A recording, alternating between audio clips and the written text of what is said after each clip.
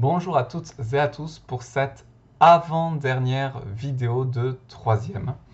Les deux prochains chapitres qui suivent seront traités de façon très courte, une seule vidéo par chapitre, parce que ce sont finalement des chapitres assez courts et en plus des chapitres sur lesquels nous avons dit déjà plusieurs choses dans les chapitres précédents. Je pense notamment au chapitre où nous avons étudié la construction européenne en histoire et qui est directement en lien avec ce chapitre de géographie consacré à l'Union européenne. Alors avant de commencer, du coup aussi, une avant-dernière histoire de Nasreddin, une belle histoire qui fait un peu de Nasreddin le précurseur de l'écologie. Vous allez voir. Cette histoire s'intitule « À qui appartient la terre ?» Deux voisins se disputaient un terrain, chacun disant « Cette terre m'appartient ». Nasreddin, qui passait par là, s'allongea, l'oreille contre le sol. « Mais que fais-tu » demandèrent les deux hommes. « J'écoute ce que dit la terre. » « Et qu'est-ce que tu entends ? La terre dit que vous lui appartenez tous les deux, et vous ferez bien d'en prendre soin. » Ouais, je trouve ça intéressant. Ça me fait penser à la phrase de Saint-Exupéry nous n'héritons pas de la terre de nos ancêtres, nous l'empruntons à nos enfants. Je vous laisse méditer ça. Et en attendant, on passe du coup à la géographie et à ce chapitre consacré à l'Union européenne comme nouveau territoire de référence et d'appartenance. D'où cette idée, qu'est-ce qu'être européen? Est-ce qu'on a un sentiment d'appartenance à l'Union européenne qui fait que, en plus de se sentir français ou belge, eh bien on peut se sentir européen? C'est la question que nous allons nous poser. Et la citation qui introduit ce chapitre, elle est d'un des pères fondateurs de l'Europe. Vous savez, ces hommes qui, en 1957, sont à l'origine du traité de Rome. Et c'est Jean Monnet qui disait « Nous ne coalisons pas des États, nous unissons des hommes ». Sous-entendu, coaliser des États, c'est faire une alliance politique entre des chefs d'État, comme par exemple la Triple Alliance durant la Première Guerre mondiale. Et bien même si la France et la Russie étaient alliées par la Triple Alliance, eh bien cela ne veut pas dire que les peuples français et russes se sentaient particulièrement proches.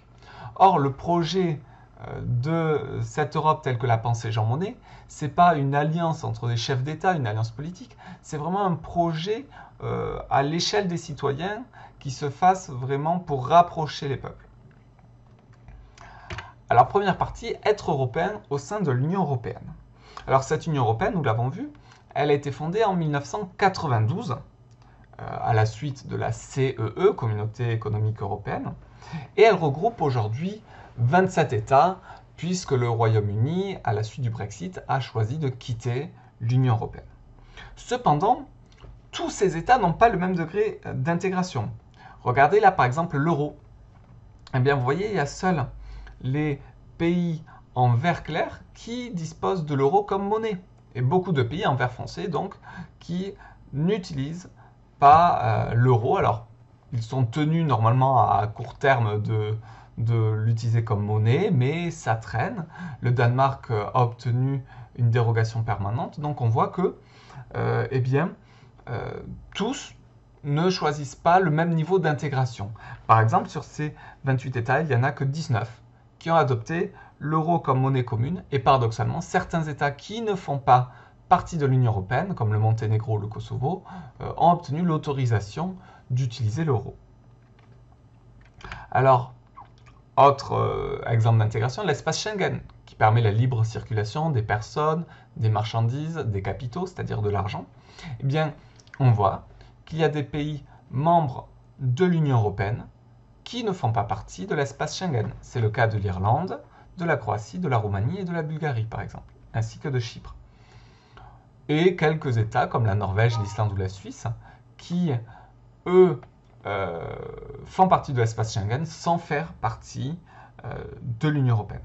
Donc on peut finalement parler d'une sorte d'Europe à la carte, où il y a certes l'Union européenne, on le voit, il y a la zone euro, il y a l'espace Schengen, et en fait, il y a assez peu de pays qui font partie de tout ça. Les seuls pays qui font et partie de l'espace Schengen, et partie de la zone euro et de l'Union européenne, ce sont ces pays-là, dont la France et l'Allemagne. Et c'est là où j'en viens finalement à cette histoire que c'est comme s'il y avait un noyau dur qui participe finalement à toutes les démarches favorisant encore plus d'intégration européenne, comme la France et l'Allemagne, On les voit là, ça fait partie des pays qui participent aux 5 grandes institutions d'intégration européenne, c'est-à-dire l'euro, l'Union européenne, l'espace Schengen, le pacte budgétaire et l'initiative européenne d'intervention.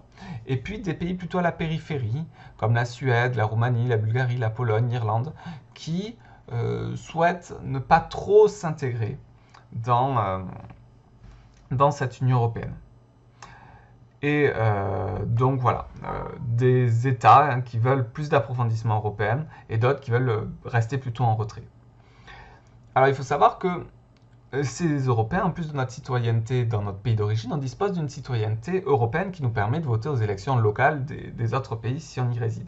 On a aussi le programme Erasmus, qui permet aux étudiants d'aller faire une partie de leurs études à l'étranger et qui du coup a pour vocation de finalement rapprocher les peuples comme le rêvait Jean Monnet. Cependant, si on voit comme ici que, hormis la République tchèque, la majorité des pays de l'Union européenne ont un sentiment plutôt positif concernant l'appartenance de leur pays à l'Union européenne, eh bien il y a une progression des mouvements eurosceptiques, c'est-à-dire qu'ils ne croient pas vraiment à l'utilité d'une Union européenne, voire que l'on peut qualifier d'europhobes, c'est-à-dire qu'ils sont hostiles à cette Union européenne qui en réclame le départ. C'était par exemple le cas du Brexit au Royaume-Uni, où là on a ce qu'on appelle un Brexiter, c'est-à-dire un partisan du Brexit. On le reconnaît parce qu'il a une veste, des lunettes, une cravate à l'effigie de l'Union Jack, donc du drapeau du Royaume-Uni. Et puis là, un panneau, il écrit « Believe in Britain », je crois en la Grande-Bretagne, et au revoir Union européenne. Alors, le Royaume-Uni a décidé du coup de quitter l'Union européenne suite à la progression des mouvements europhobes et à leur victoire lors du Brexit, mais ces mouvements europhobes progressent dans un certain nombre d'autres pays de l'Union européenne. Alors, cette Union européenne, elle a un niveau de richesse qui est quand même assez contrasté. Ce qui permet en géographie généralement de voir le niveau de vie d'une population, c'est l'IDH. Parce que l'IDH se construit sur 3 critères, le PIB par habitant, c'est le niveau de richesse, la durée de scolarisation et l'espérance de vie. Donc plus l'IDH est vers le 1, plus ça veut dire que le niveau de vie dans le pays est bon, et plus il est bas, plus il est mauvais. Alors vous voyez que là on a finalement un contraste, où on a un cœur de l'Europe qui est particulièrement riche, sachant qu'en plus là, ça correspond à un espace qu'on appelle la mégalopole européenne, qui va de Londres, on va dire, jusqu'au nord de l'Italie, et qui englobe là tout un tas de riches et puissantes métropoles. Et on voit que du coup, les pays plutôt à l'ouest de l'Union européenne et au nord ont une IDH élevée. Donc l'ouest et le nord sont plutôt riches et développés. Le sud, que ce soit l'Espagne, l'Italie ou la Grèce, est plus affaibli. Il a été très frappé par la crise économique de 2008 et dépend essentiellement du tourisme. Et le tourisme ayant été touché là par la crise du Covid-19, ça va probablement pas aller en s'arrangeant pour ces pays-là, et pour la France non plus d'ailleurs, parce qu'on est un peu entre les deux, nous. On est en même temps sur certains points dans la logique des pays du Nord et de l'Ouest, et en même temps sur d'autres points, on est proche des pays du Sud. Si par exemple on regarde notre niveau d'endettement qui dépasse 100% de notre PIB et qui est très important. Et enfin, les pays du centre de l'Europe et de l'Est qui, eux, comprennent les pays les moins développés. Alors, l'Union européenne a tout intérêt à diminuer ces inégalités. Parce que du fait de l'espace Schengen, si les salaires sont 3 fois plus élevés en Allemagne qu'en Pologne, eh bien, il y a le risque que les Polonais en masse quittent leur pays pour trouver un emploi mieux rémunéré en Allemagne. Et ça risque de faire des mécontents en Allemagne et en Pologne. Donc pour éviter ces flux trop importants de personnes, eh bien, il faut réduire les inégalités. Et pour cela, du coup, le FEDER, c'est-à-dire le Fonds européen de développement régional, a créé des programmes qui renforcent la solidarité européenne. Ces programmes, c'est le programme Convergence, vous voyez, qui est le plus doté financièrement et qui touche les pays les plus pauvres, donc les pays de l'Est, les pays du Sud, et aussi les pays, les régions plutôt d'outre-mer. Vous voyez que du coup la France, à travers ces DROM, bénéficie du programme Convergence, parce que comme vous le voyez, le programme Convergence, il est attribué aux régions. Donc s'il y a une région pauvre au sein d'un pays riche, eh bien cette région-là va être aidée, comme l'était aidé le Pays de Galles au moment où le Royaume-Uni faisait encore partie de l'Union européenne.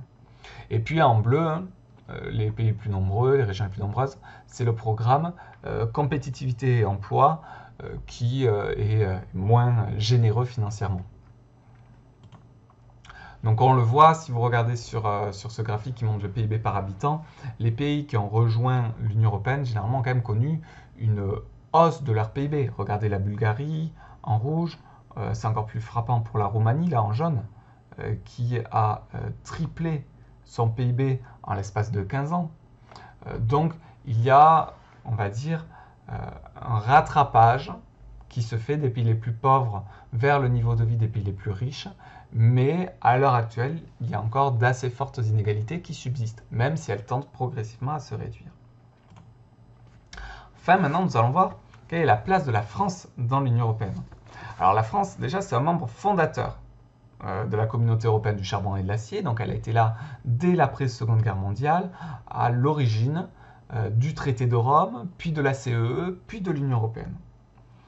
Cependant, même si la France a souvent été un moteur de la politique d'élargissement et d'intégration dans l'Union européenne, depuis les années 2000, on peut dire qu'elle est plutôt en retrait et qu'aujourd'hui, c'est l'Allemagne qui semble avoir le leadership sur l'Union européenne. Alors l'Allemagne, elle le doit parce que c'est la première puissance économique de l'Union européenne, c'est le premier contributeur du budget de l'Union européenne et c'est aussi le pays le plus peuplé, donc ça lui offre des avantages et puis une stabilité politique, c'est-à-dire que Angela Merkel est au pouvoir depuis une vingtaine d'années quasiment en Allemagne et a une politique qui est plutôt pro-européenne et qui du coup permet de voir en Allemagne un partenaire stable et fiable. Alors du point de vue géographique, on peut dire que au fur et à mesure des élargissements vers l'Est, la France qui était au centre de cette Union européenne à ses débuts est progressivement maintenant sur la frontière ouest.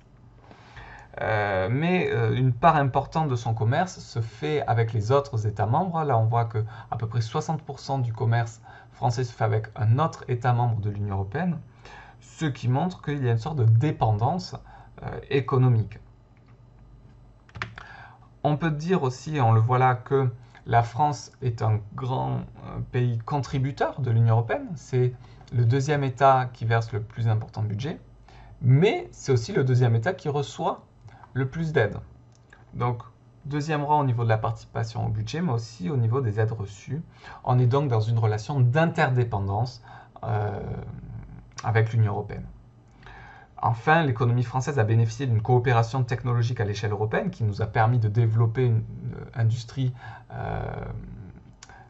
de haute valeur ajoutée, comme Airbus par exemple. Et aussi, l'agriculture française a bénéficié de la politique agricole commune qui a permis une modernisation des exploitations. Alors, qu'est-ce qu'être européen finalement pour répondre à cette problématique? Eh bien, c'est avoir un sentiment d'appartenance à une union qui est plus qu'une union économique et qui va au-delà de nos différences. Parce que comme vous le voyez sur cette carte, une multitude de langues sont parlées en Europe qui n'ont même pas forcément le même alphabet. C'est-à-dire que dans cette Union européenne, il y a des pays qui utilisent l'alphabet latin, d'autres l'alphabet cyrillique, d'autres l'alphabet grec. Mais cette Union européenne, elle n'est pas immortelle. Et on a vu avec le Brexit que si on peut aller dans le sens de l'intégration, on peut aller aussi sur le sens des départs. Et qu'il y a des points qui sont préoccupants, comme le niveau d'abstention aux élections européennes, où la France n'est pas le pays qui a le taux d'abstention le plus élevé, mais elle n'a pas le taux d'abstention le plus faible non plus. Et donc ça, c'est assez préoccupant, parce que ça semblerait traduire un désintérêt des Français pour l'Union européenne, au moins pour cette construction politique, alors que finalement cette Union européenne, elle est présente dans la vie de tous les Français, à travers les programmes d'aide, à travers la possibilité de voyager facilement, à travers la possibilité de faire ses études, par exemple. Aujourd'hui, il y a encore d'autres États qui cherchent à intégrer l'Union européenne. La Turquie, même si les pourparlers sont au point mort et que c'est très peu probable que la Turquie rentre dans l'Union européenne à court terme. Et puis des pays de l'ex-Yougoslavie qui ont entamé leur processus d'adhésion, mais dont les négociations traînent un petit peu en longueur.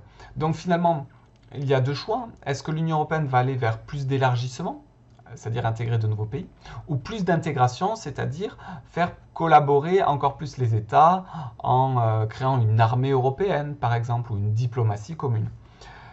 Le sommet européen qui se tient actuellement et qui veut répondre à la crise économique qui va succéder à la pandémie du coronavirus laisse entendre qu'aujourd'hui, l'Union européenne serait plus dans une dynamique de favoriser l'intégration que de favoriser l'élargissement. Et notamment, l'Allemagne semble plutôt favorable à aider financièrement les pays qui ont été le plus touchés par cette pandémie, comme l'Italie, l'Espagne ou la France. Mais bon, ça, seul l'avenir nous dira ce qu'il en est. Et finalement, être européen, c'est un sentiment, donc c'est quelque chose de subjectif qui est propre à chacun et qui évolue en fonction du contexte dans lequel on est. Et donc du coup, suivant que vous regardiez cette vidéo en 2020, 2021, 2022, suivant votre profession, votre âge, vous n'aurez pas la même réponse à cette question-là. Sur ce, j'espère que cette vidéo vous a plu. C'était l'avant-dernière. On se retrouve bientôt pour la toute dernière vidéo de cette année de 3e, qui sera un cours de géographie qui s'intéressera à la France et l'Europe dans le monde.